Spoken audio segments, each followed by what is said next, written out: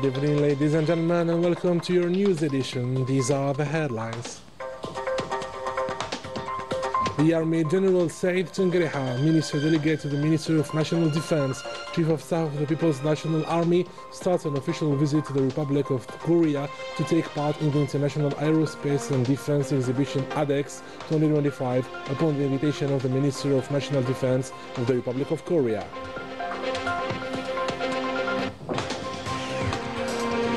We commemorate the 64th anniversary of the massacres of October 17, 1961, a reminder of the necessity of writing history and teaching it to the young generations.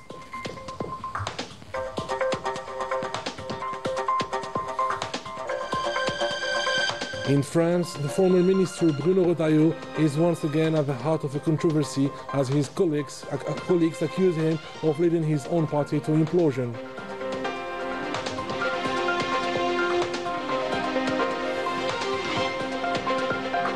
Higher education, with Algeria at the first position at the Arab and Maghreb levels according to the QS ranking, a remarkable improvement with 46 ranked establishments.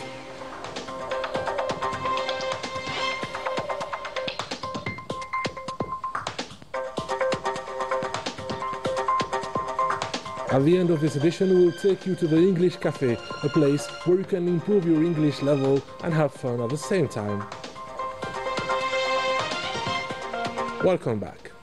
Upon the invitation of the Minister of National Defense of the Republic of Korea, the Army General Said Tengriha, Minister Delegate to the Ministry of National Defense, Chief of Staff of the People's National Army, started on Saturday an official visit to the Republic of Korea to take part in the International Aerospace and Defense Exhibition ADEX 2025.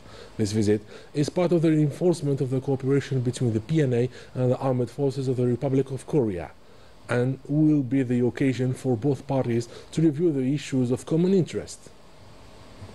And the Minister of Foreign Affairs, National Community Abroad and African Affairs, Ahmed Attaf, received a phone call from the Minister of Foreign Affairs and Egyptians Abroad of the Arab Republic of Egypt, Badr Abdel Ali. It was the occasion to review the various aspects of the cooperation relations between the two brotherly countries and the ways to reinforce them to prepare the upcoming High Joint Commission according to the instructions of the two presidents of the countries taken during the last phone call.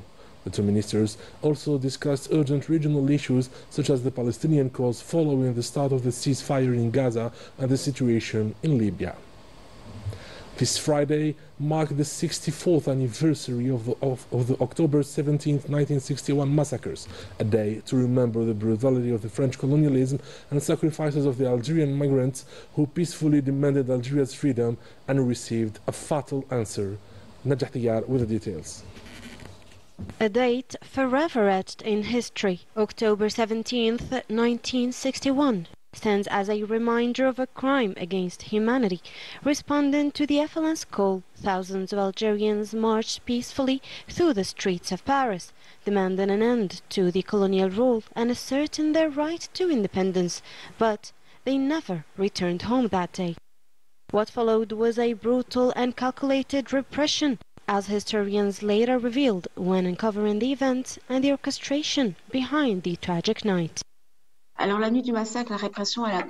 fact, the night of the massacre, the repression started right from the beginning, around 6 p.m. near the opera. Around 9 p.m. the situation escalated. There were several areas where the violence was especially severe, particularly in the Latin Quarter and on the western side, near Nanterre.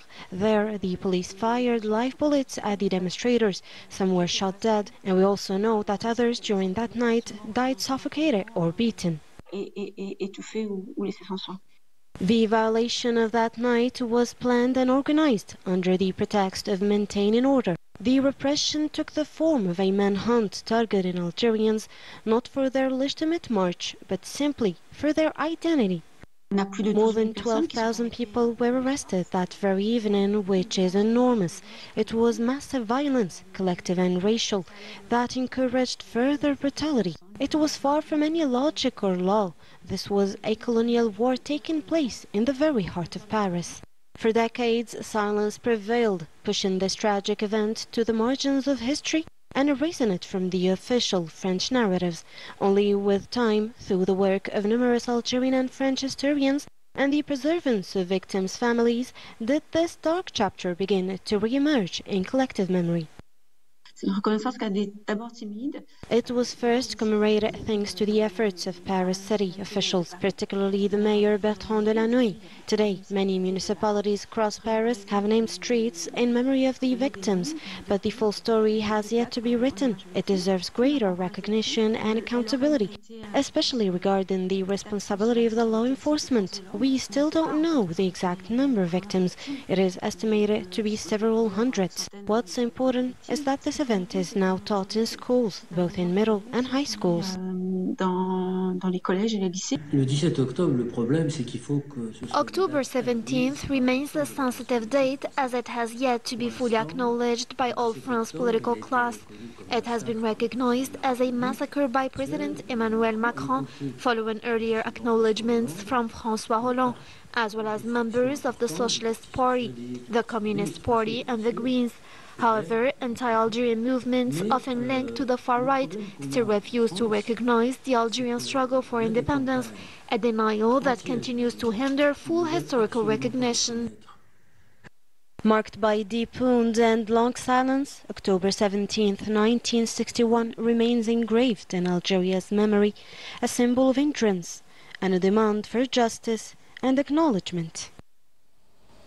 With thousands missing, tensions escalating and the lack of resources taking a toll on Palestinian people, health alerts are widely spreading in hopes that somehow more resources will find their way into Palestine. Report made by Wissam Abu Zaid and taken up by Manel Boubagra. What used to be a treatment center is now a rebel arena that stands witness of the organized crimes of the Zionist entity. The shortage of resources has reached such a critical level that thousands of lives now hang on a thread. Hospitals lack our resources. We try to provide a minimum of services for those under attack, yet many things are lacking. Today, the list of needs is bigger than ever. With no medication nor medical staff, we bear witness of a race against time to save the limbs of those bombed. Unfortunately, I come to the hospital and find no bandages nor medication. I risk infection if don't treat my injury. As colossal as the disaster is, only 16 hospitals out of the 38 are partially rehabilitated, which led the Minister of Health to launch a range of calls for help. While survivors barely hold on to life, others look for their loved ones. Families are searching in despair. They sent 3 names. 2 of the 3 were wrong. Identification number don't match the deceased, so they look in morgues hoping to recognize one's face or piece of clothing. For the majority of the bodies, the faces were unrecognizable, but parents penned between hope and torment. As soon as I hear that the bodies are at the hospital, I run there. Lately I went through 50 bodies without finding my son's. I mentioned his name to the Red Cross and they promised to update me in case they receive any information. The records refer to 9,000 individuals. Lives with an unknown fate still linger. 9,000 people missing who might be dead, imprisoned or still under the rubble. The former French Interior Minister Bruno Retailleau is once again behind a political crisis. This time, he is accused of pushing his party to collapse. After months of showing unrest within the government, Retailleau risks leading the Republicans to disappear by engaging in stand-off with members of his party who have been called to the government. I have Belhouchat and Anel Bahri with more details. C'est quelqu'un qui perd les pédales. Roselyne Bachelot didn't hold back. Speaking about Bruno Retailleau, the former minister described him as someone losing his grip, denouncing both his posture and his growing isolation within the French right. In terms of losing it, it's really staggering. It's not even shooting yourself in the foot. Behind that comment was stronger accusation. Retailleau, she says, has destroyed his own political family, and the signs are easy to see. Pictures show Retailleau and Laurent Wauquiez arriving separately at l'Élysée for a crisis meeting called by Emmanuel Macron. A few days earlier, a post on X platform mocking Bruno Le Maire's place in the new Le Cornu government had already sparked tensions. From there, things fell apart. crisis meetings, divisions inside the party, and finally Rotayo expelling 6 LR ministers who joined the new cabinet. The conflict was no longer just political, it had become impossible to hide. Now it's the Wauquiez and Rotayo duel that we can see how unclear it all has become, even for some supporters and activists, with positions changing within days, especially over alliances. As Paul Valéry once said, civilizations are mortal, so are political parties. Many have vanished before, and it now seems Les Républicains could be next. Elected to bring the party back to the center of the game, Rotayo looks today trapped in a struggle for survival, something former Prime Minister Dominique de Villepin had already warned about. I can see how one quickly becomes popular in our country. Not everyone can be Sarkozy. Bruno Rotayo isn't expected to return as head of the Republicans group in the Senate. As for the party, its future remains uncertain, revival or disappearance. What's unfolding now is more than a crisis, it's the end of an era and perhaps the beginning of something new. Morocco's regime faces backlash for exploiting migrants to polish its image while depriving its own citizens of basic rights. Details with Najah Tayyar.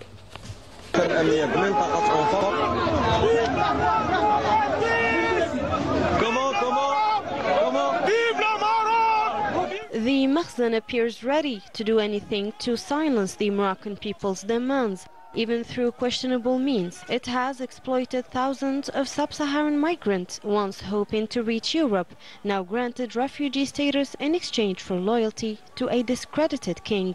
Behind its so-called humanitarian policy lies a political strategy, using migrants as human shields against dissent. Recent footage shows them chanting pro-Makhzen slogans, shocking the public opinion. The Makhzen regime has provided them with housing and documents, granting them Moroccan refugee status. During these demonstrations, they chanted slogans glorifying King Mohammed VI and the regime. Observers denounce the political exploitation of a vulnerable population, manipulated through small privileges, insisting these gatherings were anything but spontaneous. These refugees reportedly receive decent salaries, along with access to health care, education and adequate housing, rights that ordinary Moroccans continue to demand daily.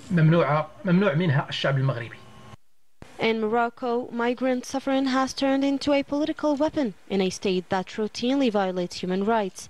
Morocco's double standards now have fueled growing public outrage against a regime that grants refugees rights denied to its own citizens. According to the yearly regional ranking published by the Quaccarelli-Simons International Organization, Algeria is the first country in higher education at the Maghreb and Arab levels for 2026, with the increase of number of the ranked national establishments to 46 compared to 2025 and 2024 editions with 17 and 14 establishments. The University of Annaba is ranked first at the national level, which reflects its remarkable improvement.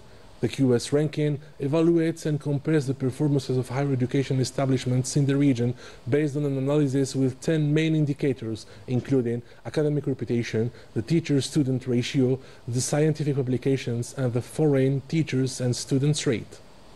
And to wrap up our edition, we're taking you to a unique place where you can improve your English level and have fun at the same time. Kids and adults, the English Cafe in Algiers is where you can express your ideas, but only in English. Hi. Yes, absolutely. So I'll have the Red Mojito and she'll have the cocktail. Thank you. The English Cafe is not just a regular coffee shop. You need to speak English for your order to be taken. An original concept that makes this place unique. My idea was to open like an English club rather than school. A club which combine teaching English, including activities in English. So the main idea was to create this atmosphere and a place where people can come and gather in informal area, not in classroom. And the club is actually a new concept and unique idea in Algeria, where we have different types of activities, starting from communication-based classes, workshops, tea talks, kids programs, one-to-one classes, ESP trainings, IELTS preparation, plus the service of the cafe. So we have basically a variety of activities that suits everyone, every age, and all categories of society. In addition to encouraging people to speak English, this cafe is also a place for everyone to learn Shakespeare's language for kids and adults. The teaching program is adapted to your needs. This place is an amazing space for expression with its book and movie clubs, chess tournaments and karaoke nights. You can learn and have fun at the same time. Was it nice? Yeah. Okay. And here we got our Kids English Club, where we provide the best teaching experience for your kids. We've got even a fun way to make them learn. Day outs, karaoke, and a little bit of fun activities, like we've got books here, toys and everything that your kids need, and native teachers as well, just like me. I believe that the journey of English language in Algeria, I've seen a lot of improvement in this country, particularly the initiative of Tebboune is introducing English in primary school. We use communicative approach, so which means more interaction, less talking, teacher talking time, more maximizing the student talking time. This kind of initiative contributes to reinforcing the position of English among society, which allows our youth to master the language and adapt to the world. And with this we come to the end of our edition. Ladies and gentlemen, thank you for being with us. Have a good night.